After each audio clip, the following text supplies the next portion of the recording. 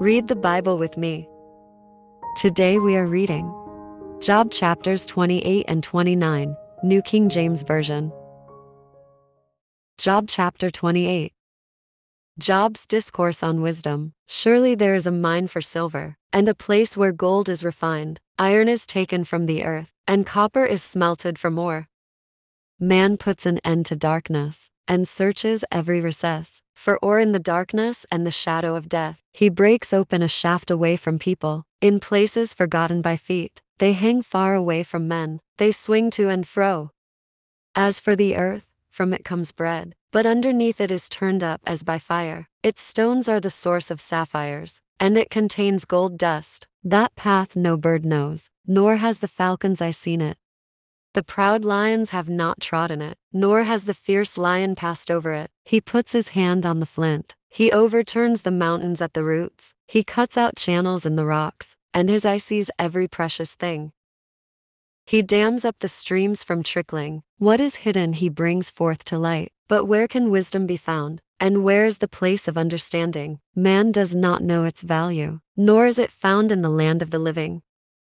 The deep says, "It is not in me," and the sea says, "It is not with me." It cannot be purchased for gold, nor can silver be weighed for its price. It cannot be valued in the gold of Ophir, in precious onyx or sapphire.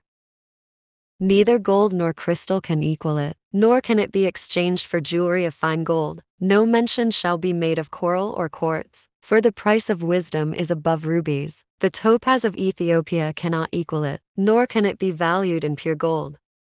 From where then does wisdom come, and where is the place of understanding? It is hidden from the eyes of all living, and concealed from the birds of the air. Destruction and death say, "We have heard a report about it with our ears." God understands its way, and he knows its place, for he looks to the ends of the earth, and sees under the whole heavens, to establish a weight for the wind, and apportion the waters by measure. When he made a law for the rain, and a path for the thunderbolt, then he saw wisdom and declared it. He prepared it indeed, he searched it out. And to man he said, "Behold, the fear of the Lord, that is wisdom, and to depart from evil is understanding." Job chapter 29.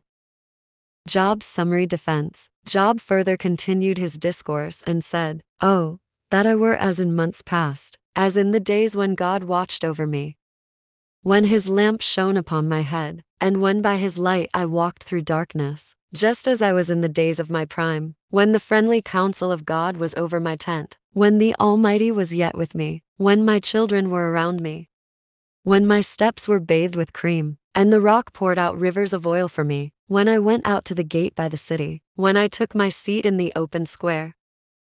The young men saw me and hid, and the aged arose and stood. The princes refrained from talking, and put their hand on their mouth. The voice of nobles was hushed, and their tongues stuck to the roof of their mouth. When the ear heard, then it blessed me, and when the eye saw, then it approved me, because I delivered the poor who cried out, the fatherless and the one who had no helper.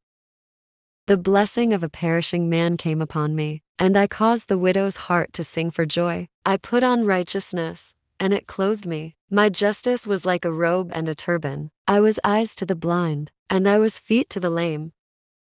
I was a father to the poor, and I searched out the case that I did not know. I broke the fangs of the wicked, and plucked the victim from his teeth. Then I said, I shall die in my nest, and multiply my days as the sand. My root is spread out to the waters, and the dew lies all night on my branch. My glory is fresh within me, and my bow is renewed in my hand. Men listened to me and waited, and kept silence for my counsel. After my words they did not speak again, and my speech settled on them as dew. They waited for me as for the rain, and they opened their mouth wide, as for the spring rain. If I mocked at them, they did not believe it, and the light of my countenance they did not cast down. I chose the way for them, and sat as chief. So I dwelt as a king in the army, as one who comforts mourners.